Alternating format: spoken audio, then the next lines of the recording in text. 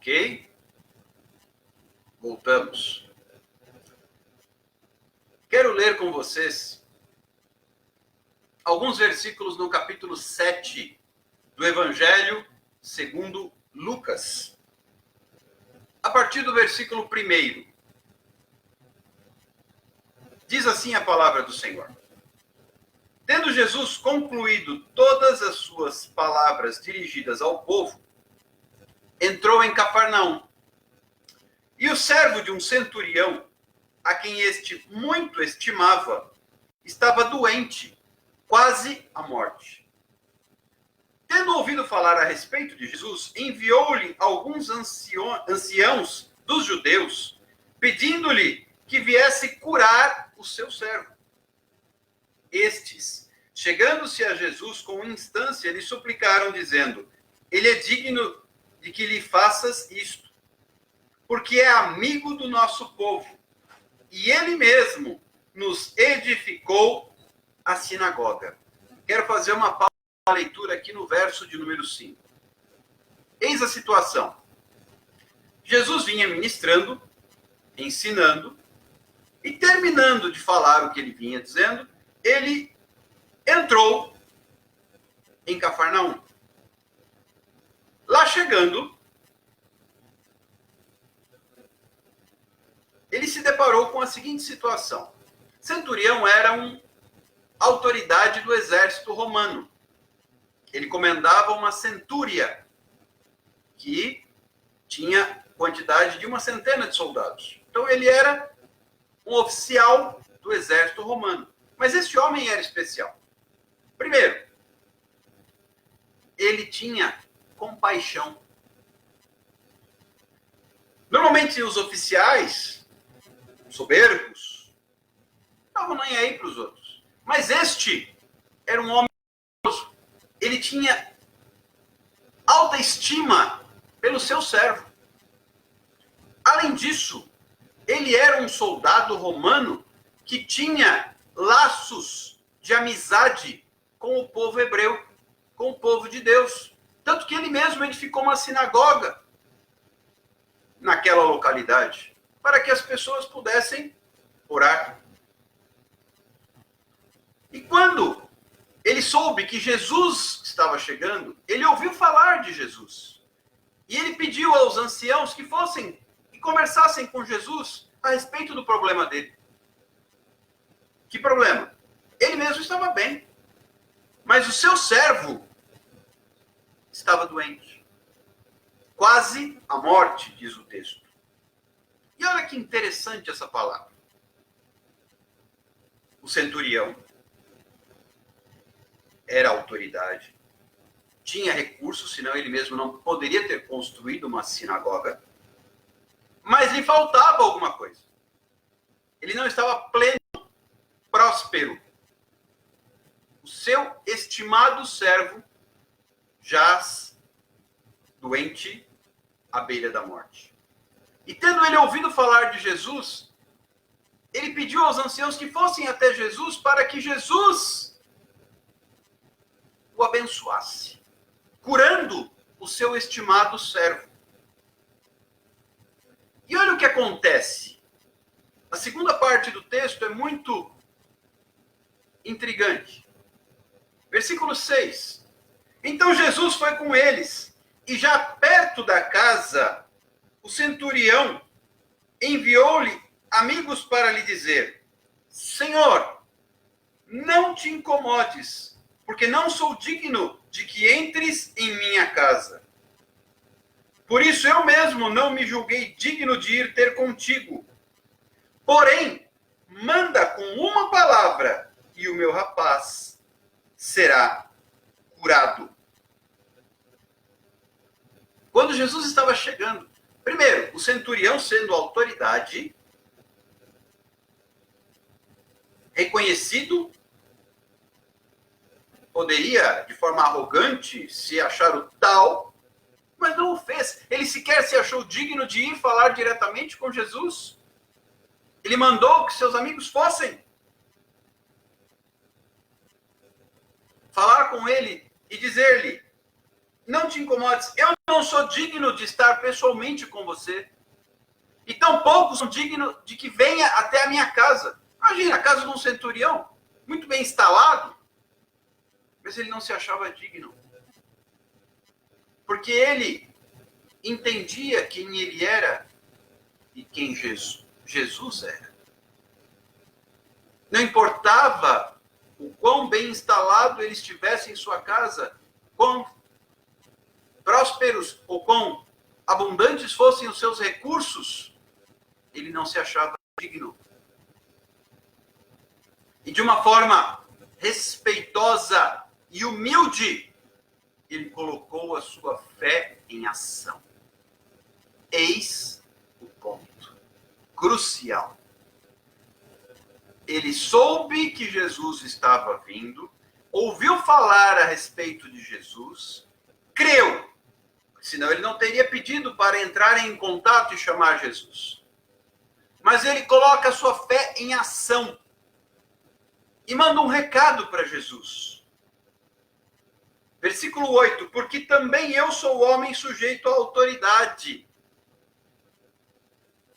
e tenho soldados às minhas ordens, e digo a este, vai, e ele vai, e ao outro, vem, e ele vem, e ao meu servo, faze isto, e ele o faz. Ou seja, ele creu que Jesus, assim como ele, com uma palavra de autoridade, porém uma autoridade maior, porque ele não se achou digno, sendo ele a autoridade do exército romano, e Roma dominava de forma armamentista, conquistou o povo. Aliás, o Império Romano conquistou quase todo mundo na época. O povo hebreu não foi diferente, foi conquistado por Roma também. Então, os hebreus estavam sob o jugo romano. Então, na verdade, este centurião não precisava se intimidar diante de um Jesus judeu. Mas ele respeitou a autoridade, reconheceu que ele tinha autoridade, estava com soldados sob seu comando. Ele diz a um soldado, vai, ele vai, vem, ele vem, ou dizia ao seu servo, faze isto, e ele faz. Mas ele reconheceu que Jesus tinha uma autoridade maior, diante da qual ele não era digno. Lembra a mesma postura de João Batista? Eu vos batizo com água para arrependimento, mas vem depois de mim um maior do que eu, do qual eu não sou digno nem de desatar as sandálias. Ele vos batizará com o Espírito Santo e com fogo. Há uma questão aqui de reconhecimento de autoridade. E o centurião reconheceu a autoridade do mestre.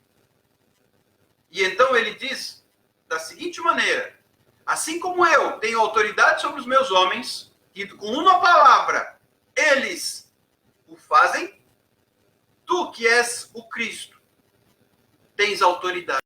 E com uma palavra, o senhor não precisa nem entrar na minha casa, aliás, eu não sou digno de recebê-lo.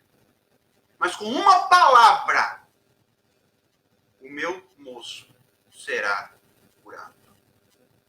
Olha a fé. Veja o que diz a palavra. Versículo 9. Ouvidas estas palavras, admirou-se Jesus dele. E voltando-se para o povo que o acompanhava, disse, afirmo-vos que nem mesmo em Israel há fé como esta. Queridos, a fé em ação é capaz de mover o mundo sobrenaturalmente. É a tal história. Se eu tiver fé como um grão de mostarda, eu digo a esse monte que se levante e se lance no meio dos mares. Isso acontece. A fé em ação. A fé seguida de atitude. A fé acompanhada das obras. E você não precisa ser como este soldado, este centurião, não precisa nem ser judeu. Aliás, você não é, eu não sou, mas podemos ter fé e colocar a nossa fé em ação. E olha o que aconteceu no versículo 10. E voltando para casa, os que foram enviados encontraram curado o servo. Ou seja, o centurião disse com todas as letras, uma palavra. Basta uma palavra sua, Senhor. Eu não sei o que você está enfrentando hoje. Você sabe, Deus sabe. Mas eu posso lhe assegurar, se você tiver fé, basta você ir a Cristo. Como esse centurião recorreu a Cristo. Com uma palavra. O poder da palavra de Deus. Com uma palavra. Uma única palavra. A palavra do Senhor. E a bênção.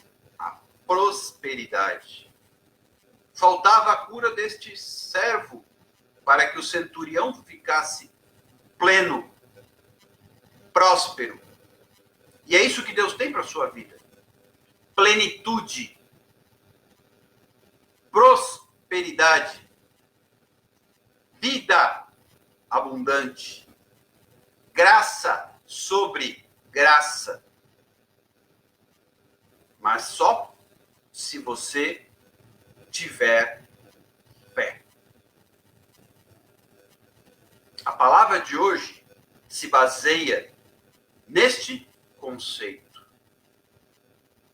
Prosperidade pela fé. Quando eu recebo o presente que o meu Jesus reservou para minha vida, eu sou próspero. E como diz o salmista, tudo quanto faz, prospera.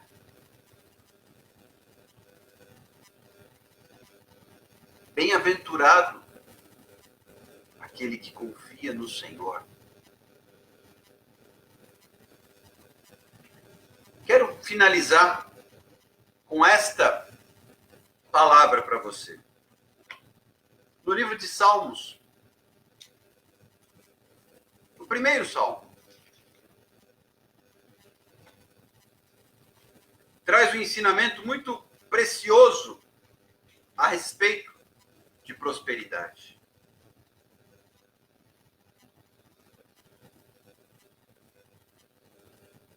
Bem-aventurado, Salmo 1, o homem que não anda no conselho dos ímpios, não se detém no caminho dos pecadores e nem se assenta na roda dos escarnecedores.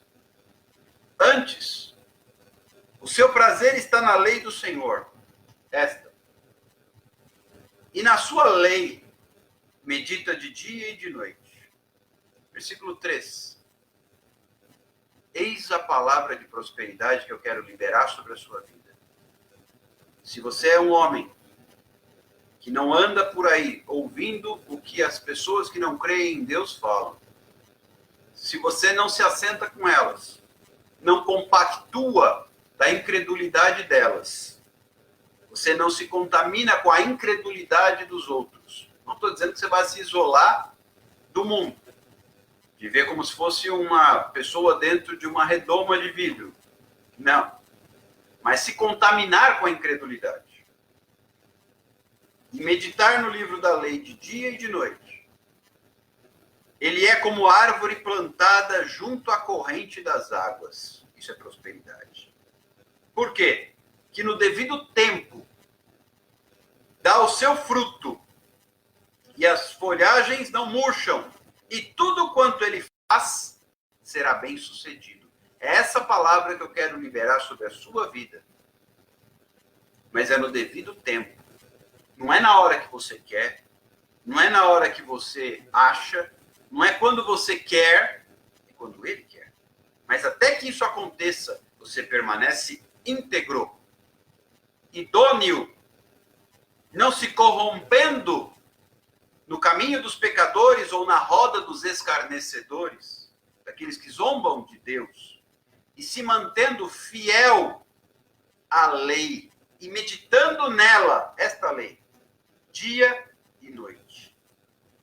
Aí você será como a árvore plantada junto ao ribeiro das águas.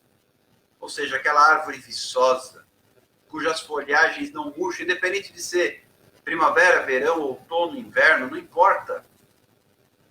Se você é plantado junto ao ribeiro das águas, as suas folhagens não murcham, e no devido tempo frutifica. E aí tudo quanto faz é bem sucedido. Isso é prosperidade. Prosperidade não é riqueza, necessariamente. Pode vir junto, a riqueza pode vir junto. Houveram muitos homens e mulheres de Deus ricos. Deus não abomina, Deus é rico. A Bíblia fala lá no livro de Apocalipse, se você ler, fala em ruas de ouro. Quer riqueza maior que essa?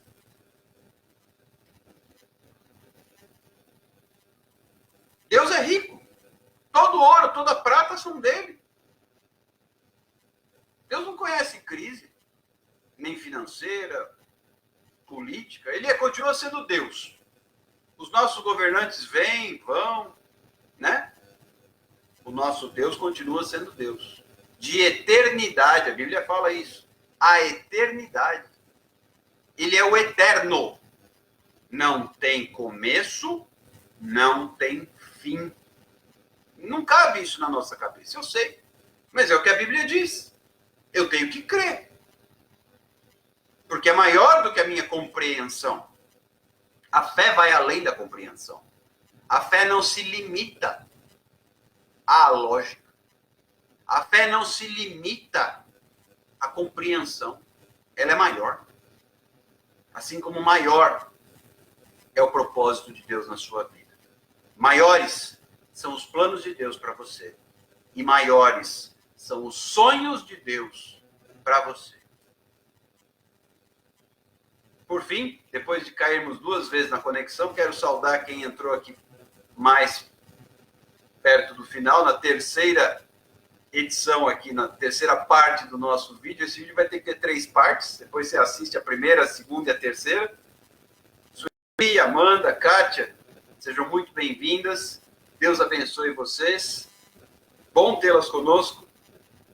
E espero que a graça do Senhor seja abundante sobre vocês.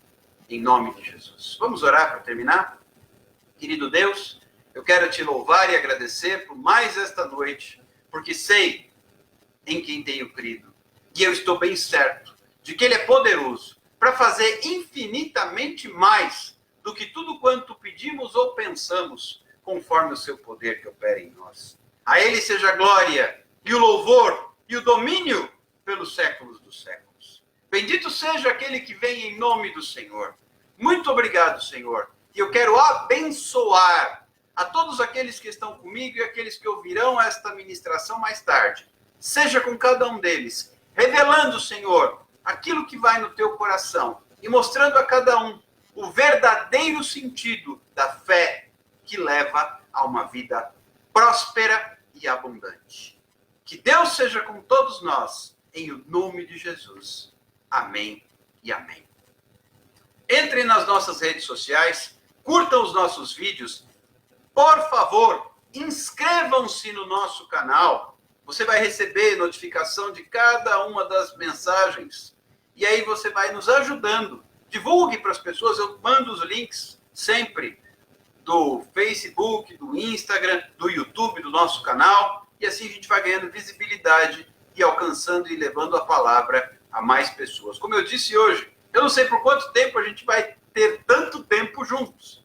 Mas, para a glória do Senhor, estaremos juntos sempre que possível para ministrar e levar a cura através da palavra de Deus. Conto com você para me ajudar na divulgação, para se inscrever no canal e também conto com você para ler a palavra. Leia Hebreus 12, leia esse capítulo 7 do Evangelho segundo Lucas, os primeiros versículos que contam a história do centurião romano. E aí você vai. E o Salmo 1 também. que nós lemos por último. Deus te abençoe, você vai assim crescendo no seu conhecimento até atingir, como diz o apóstolo Paulo, a estatura de varão perfeito. Até amanhã, se Deus quiser, um forte abraço, um beijo muito carinhoso. Fiquem todos com Deus. Tchau, tchau.